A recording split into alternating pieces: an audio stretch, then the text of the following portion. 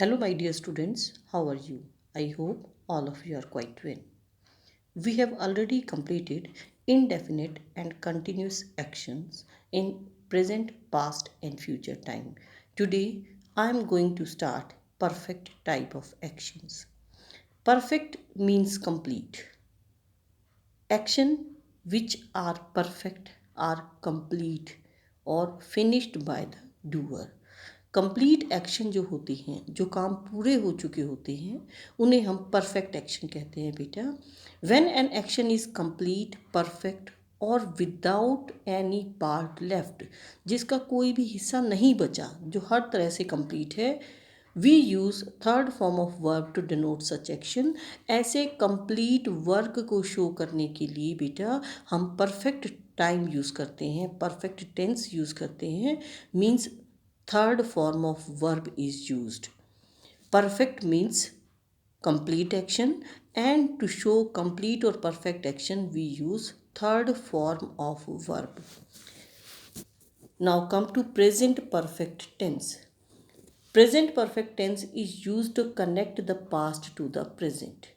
It means हमारा जो काम है वो परफेक्ट हो गया है, कंप्लीट हो गया है, और कब हुआ है? प्रेजेंट टाइम में. When our action is complete और perfect at this present moment, इस present time पर वो complete है, perfect है, तो हम उसे present perfect कहते हैं.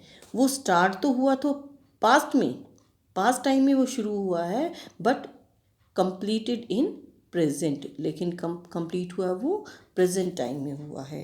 Subject plus has, have, third form plus object. As I have told you, verb third form is used to show complete or perfect action, and if it is in present time, then helping verb has and have are used. जब हमारा काम present time में complete होता है तो हम helping verb has have use करते हैं बेटा, and third form is used because it is perfect action. For negative formation of such sentences, not is added after helping verb, and for interrogative sentences, helping verbs has have come forward. This tense is used to denote an action that started or began in past.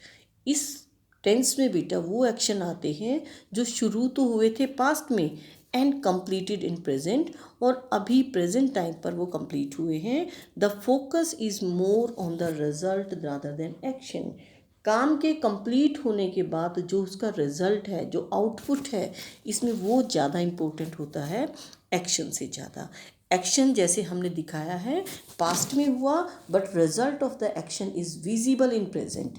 उसका जो result है वो हमें present में दिखाई दे रहा है. To show actions that start in past and continue in present, वो एक्शन जो पास्ट में शुरू हुए थे लेकिन कंटिन्यू कब तक रहे? प्रेजेंट टाइम तक. I have lived here for 3 years. 3 साल जहाँ रहे हैं वो. I have studied in this school for 2 years. 2 साल मैं स्कूल में यहाँ पढ़ी हूँ. टू शो पास्ट एक्सपीरियंसेस और रिपीटेड एक्शन, वो एक्सपीरियंस जो पास्ट के हैं या जो काम बार बार हो रहे हैं उन्हें भी शो करने के लिए हम इस टेंस को यूज़ करते हैं. Have you ever seen this, क्या आपने कभी ये देखा है? हमारे एक्सपीरियंस को पूछा जाता है. It means have you experienced this thing, have you ever seen this. Man has landed on moon, this is also an experience. I have been to Shimla twice, repeated action को दिखाता है बेटा ये कि मैं शिमला 2 बार गया हूँ. A finished action with present result, एक काम जो फिनिश हो चुका है और उसका प्रेजेंट में हम रिजल्ट देख रहे हैं, उसका इफ़ेक्ट देख रहे हैं कि क्या उसका प्रभाव हुआ है. I have lost my keys, चाबी खो गई हैं, उसका रिजल्ट क्या है कि दरवाज़ा नहीं खुल सकता. इट मीन्स अभी वो चाबी मिली नहीं है. आई हैव लॉस्ट और उसका इफ़ेक्ट हमें दिखाई दे रहा है. जैसे इट हैज़ जस्ट रेन्ड, अभी अभी बारिश हुई है, तो उसका रिजल्ट क्या होगा कि स्ट्रीट्स और रोड्स जो है वो गीली हैं. रीसेंट पास्ट, जो अभी अभी काम पास्ट में गया है, रिसेंटली कंप्लीटेड एक्शन या वो एक्शन जो अभी अभी पूरे हुए हैं, ऐसे एक्शन को डिनोट करने के लिए बेटा just, yet, just now, recently, already जैसे वर्ड्स को यूज़ किया जाता है। The sun has just set, अभी अभी सेट हुआ है। इट मीन्स जब स्काई में हमें थोड़ी सी रेडनेस दिखाई देती है, रेडिश होता है वो, तब हम क्या कहेंगे कि सन अभी अभी सेट हुआ, that is why it is red there, इसीलिए वहाँ रेड रेड दिखाई दे रहा है। It has not rained yet, अभी तक बारिश नहीं हुई है, till this moment. I have done, जैसे बच्चे देखा एग्जाम में क्या करते हैं कंप्लीट करने के बाद paper, I have done ma'am, I have done, it means you have just completed it. Past perfect tense. This tense is used to denote an action that happens before another action. बेटा इस tense की यही speciality है कि इसमें दो action दिखाई देते हैं, एक से पहले दूसरा एक्शन होता है। क्या होता है? एक एक्शन, उसके बाद दूसरा एक्शन, दो काम, दो सेंटेंस होते हैं। And we use time expressions, इसमें कुछ टाइम एक्सप्रेशंस यूज़ होते हैं, by, before, after, when, like this. इसका बहुत सिंपल रूल है, जैसे कि आपको पता है, परफेक्ट मीन्स थर्ड फॉर्म। अब क्योंकि ये पास्ट टाइम है तो हमारी जो हेल्पिंग वर्ब प्रेजेंट में हमने हैज़ हैव यूज़ किया था, अब वो हैड हो जाएगा बेटा। परफेक्ट मीन्स थर्ड फॉर्म और हेल्पिंग वर्ब पास्ट है, that is why it is had. Subject had verb third form plus object. For negative formation not it is added after had, and for helping verb had come forward to make it a question interrogative sentence.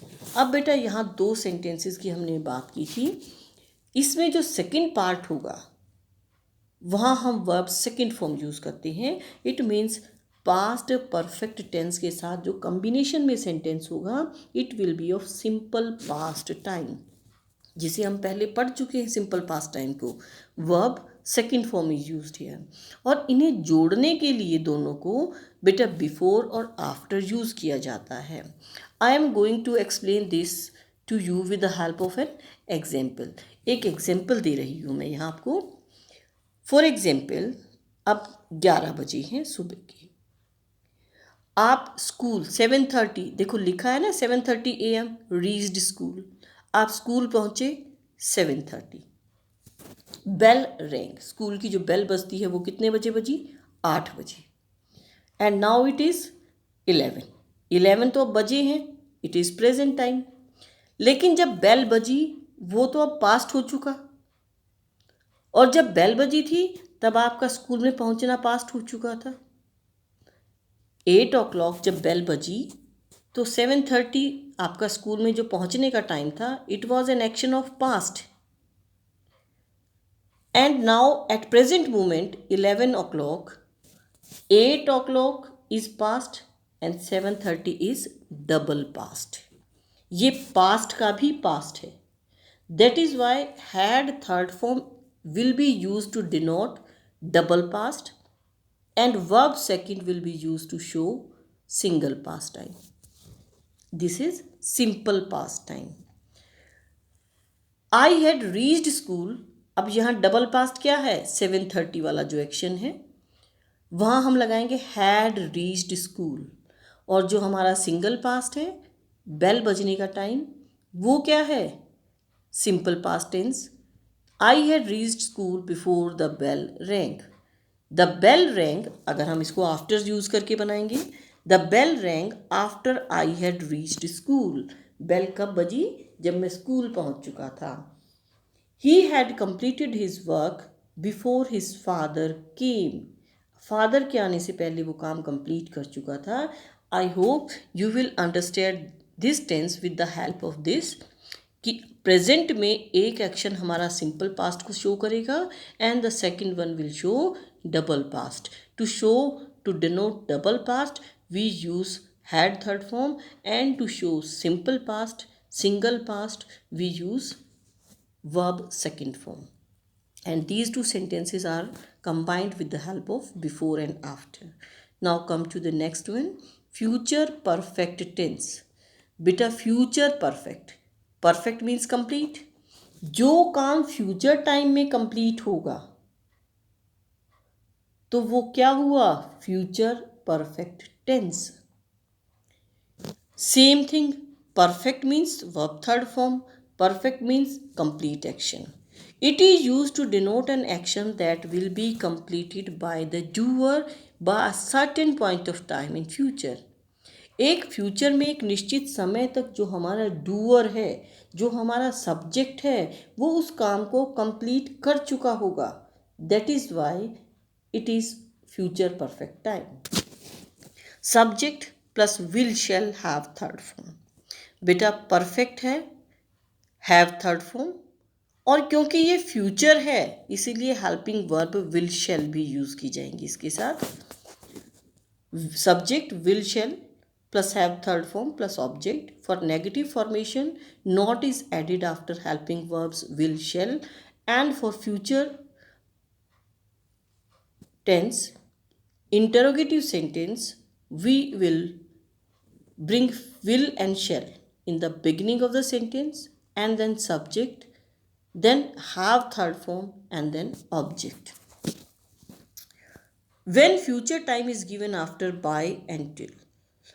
बेटा ये sentence में हम future perfect tense कब use करते हैं? एक sentence में जब हमें बाय और टिल के बाद फ्यूचर टाइम दिया है. फ्यूचर टाइम आपको पता है, tomorrow, next week, next month, ये फ्यूचर टाइम डिनोट करते हैं. और बाय के बाद ये टाइम दिया होता है, then future perfect tense is used. She will have done her work by tomorrow. कर चुके होंगे वो अपने काम को कल तक. He will have return from work till noon. दोपहर तक आ चुके होंगे वो अपने काम से. To denote action where present, simple present, time is given after when and before. जब व्हेन और बिफोर के बाद simple indefinite, present indefinite time दिया होता है, then we use present perfect, future perfect tense. He will have got ready before the school bus arrives. Will have got ready. School bus आएगी उससे पहले वो तैयार हो चुके होंगे. दिस शोज कि जब तक स्कूल बस आती है वो तैयार हो चुके होंगे. I hope all of you have understood the concept of perfect action in present, past and future time. Thank you and have a nice day. We will continue with perfect continuous action in our next